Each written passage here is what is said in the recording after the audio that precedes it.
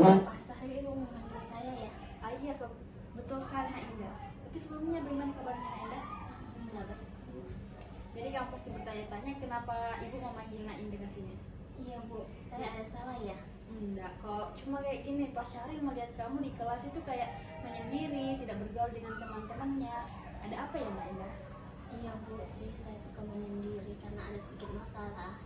Mungkin bisa diceritakan ke ibu Nak Indah? Tapi saya ragu Bu untuk menceritakannya kepada Ibu. Saya paham. Jadi sebelum kita memulai prosedur konsel ini, di sini prosedurnya ada dibilang asas kerahasiaan. Nah di sini apapun yang Nak Indah bicarakan ke ibu tidak bakalan diketahui oleh orang luar. Seperti itu. Oh iya Bu. Nah di pertemuan ini kita akan mengadakannya 2 kali. Kalau semisal masalahnya Nak Indah belum diselesaikan, sekitar untuk waktunya sendiri sekitar 30 menit. Tidak apa-apa? Ya Bu, nggak apa-apa. Baik Bu, saya akan menceritakan dan semoga ada solusi dari permasalahan yang sedang saya alami. Betul. Nah, jika kamu aktif dalam proses konsel ini, pasti kita akan menemukan solusi terkait permasalahan ini. Jadi mungkin bisa diceritakan Nak Indah mengenai permasalahan yang Nak Indah alami ini? Iya Bu, jadi begini, saya kan punya teman bertiga, Ya. Kika dan Alia. Nah awalnya ini saya akrab dengan mereka, Ya, tapi setelah mereka tahu masalah saya, dia mulai menjauhi saya Ibu. seperti itu ya. Jadi apa yang kamu rasakan setelah dijauhi oleh ketiga teman kamu ini? Saya Bu sering merasa risih. Awalnya saya acuhkan Ibu, Ya, tapi lama-lama malah tambah menjadi-jadi. Makanya lebih baik saya menghindarinya. Dan tapi mereka selalu saja mengusik saya Bu. Jadi Nak Indah bagaimana cara mengatasi permasalahan dengan teman-teman di kelas ini? Jadi awalnya itu Bu, saya menghindari mereka dan cara itu menyendiri. Tapi semakin lama mereka makin mengumbar-umbar masalah saya dan sengaja mempermalukan saya Bu. Saya paham di mana perasaan Nak Indah pasti sangat mengganggu. Jadi ibu mau tahu bagaimana permasalahan ini dimulai?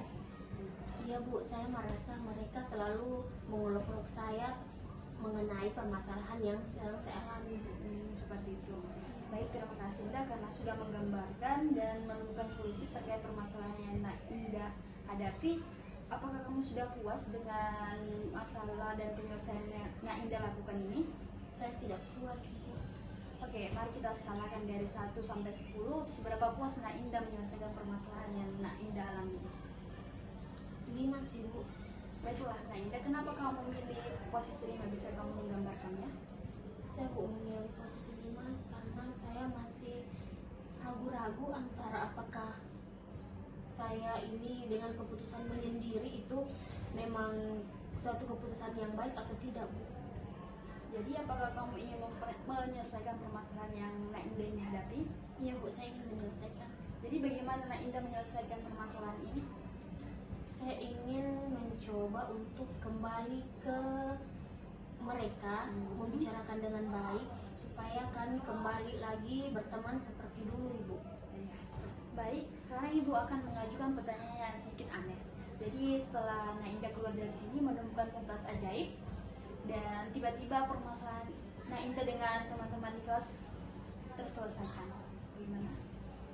Saya kurang mengerti sih Bu dengan pernyataan ajaib yang Ibu lontarkan tadi, tapi yang jelas saya ingin Bu semua permasalahan yang sedang saya alami dengan teman saya itu terselesaikan.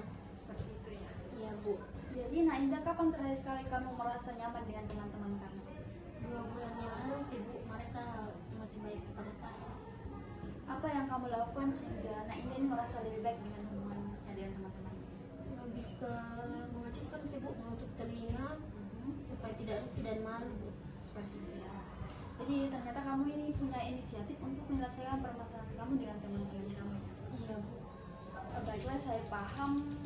Maka dari itu kamu perlu bersikap seperti yang kamu tadi katakan, menutup telinga dan masa bodoh seperti itu ya kan. Jadi selama sesi konser ini kita punya 2 tujuan, yaitu membuat kamu tidak lagi risih sama teman kamu dan berusaha untuk mengabaikan semua permasalahan yang dilakukan oleh teman kamu. Iya Bu. Nah sekarang untuk menunjukkan pencapaian kamu, misalnya dari angka 1 sampai 10, jadi jika kamu gagal menyelesaikan masalahmu, dan angka 10 kamu berhasil dalam menyelesaikan permasalahan kamu. Kamu sekarang berada di posisi berapa? Posisi 5, Bu. Apakah kamu tidak ingin naik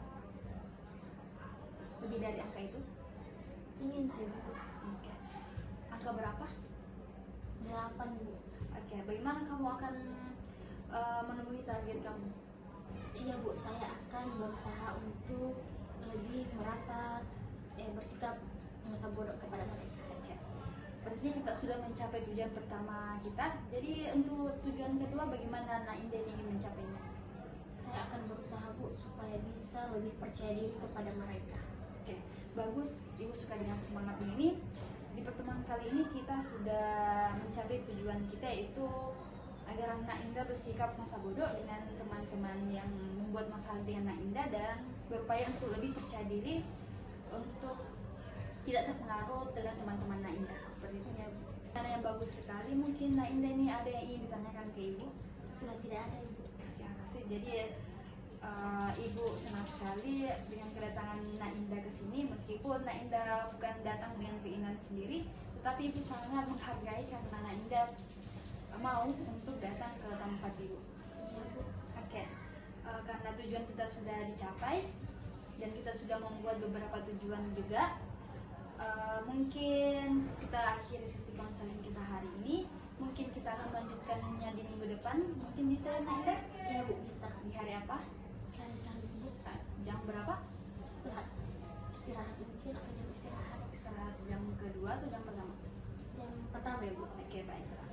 Oke, kita sudah tutupi sesi konseling ini. Mungkin Nainda mau ke kantin atau kalau semua tutup? Iya, Bu, saya pamit. Ayo. Terima kasih, Bu. Sama-sama.